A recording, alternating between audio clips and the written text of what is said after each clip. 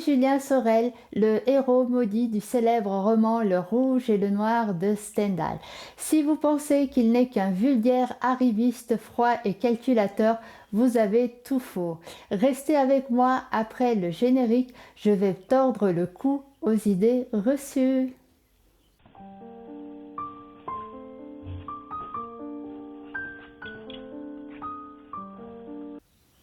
Bonjour, je suis ravie de vous retrouver aujourd'hui pour le deuxième épisode de la série Qui est Julien Sorel?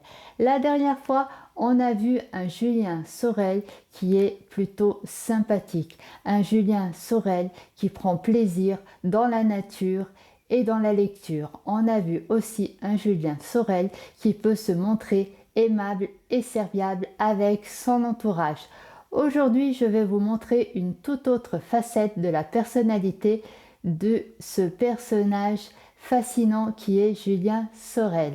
Alors, pour ce faire, je vais vous lire un passage qui se situe au chapitre 24 intitulé La capitale. C'est un paragraphe. C'est le 1, 2, 3, 4e paragraphe donc de ce chapitre 24, une capitale.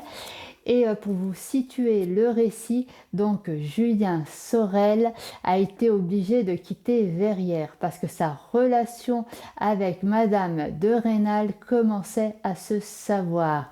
Et il y a même eu des lettres anonymes, donc il y a eu plein d'événements. Je ne vais pas tout vous raconter en détail.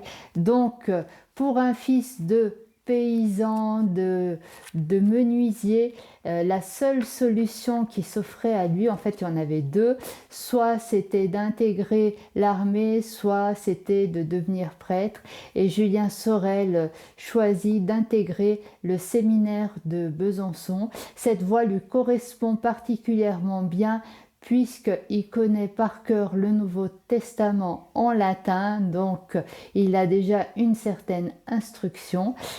Et donc je vais procéder à la lecture de ce passage. Donc c'est parti. La hauteur des murs, la profondeur des fossés, l'air terrible des canons l'avaient occupé pendant plusieurs heures, lorsqu'il passa devant le grand café sur le boulevard.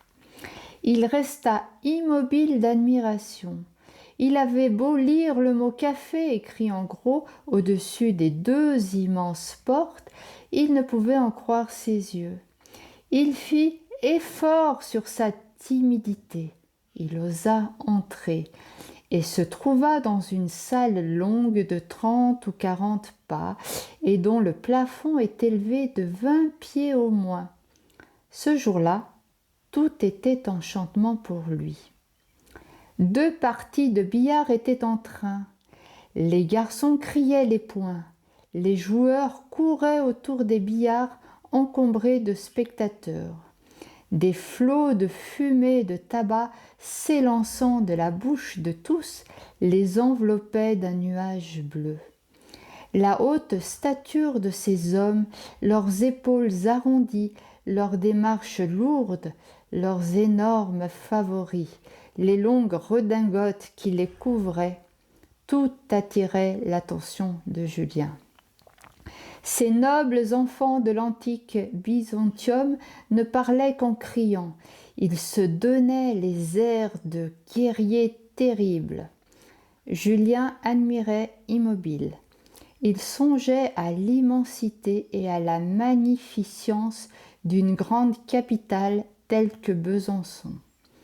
Il ne se sentait nullement le courage de demander une tasse de café à un de ces messieurs au regard hautain qui criait les points du billard.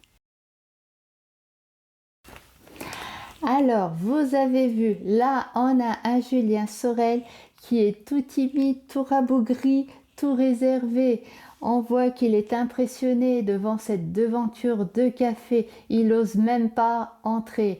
mais finalement il fait effort sur sa timidité et une fois à l'intérieur, il est encore plus impressionné. On a là donc un Julien Sorel attendrissant, il est timide, il est impressionné par la hauteur des murs, par les gros favoris, les longues redingotes, il est impressionné par les gens qui voient dans ce café. Il est dit qu'ils avaient des airs de guerriers terribles carrément. On a donc là un Julien Sorel qui arrive à Besançon, mais non pas en conquérant. Ce n'est pas un séducteur baratineur, il n'est pas dans le calcul froid. Non, tout au contraire, c'est un personnage là qui il subit sa timidité, il subit les événements, il maîtrise rien en fait. Et si on pouvait le comparer à d'autres personnages, on peut citer Georges Duroy, alias Bel-Ami de Guy Maupassant. Lui, c'est un tout autre style. Alors lui, c'est vraiment le conquérant, le séducteur. On pourrait aussi citer Rastignac du roman de Balzac, Le Père Goriot. Alors Rastignac, lui, à la fin du roman, il lance un regard sur Paris et il lance un à nous deux Paris. Là, c'est pas du tout le style de Julien Sorel. Donc, je voulais vous montrer ce Julien Sorel timide, émotif, et qui est pas du tout dans le calcul.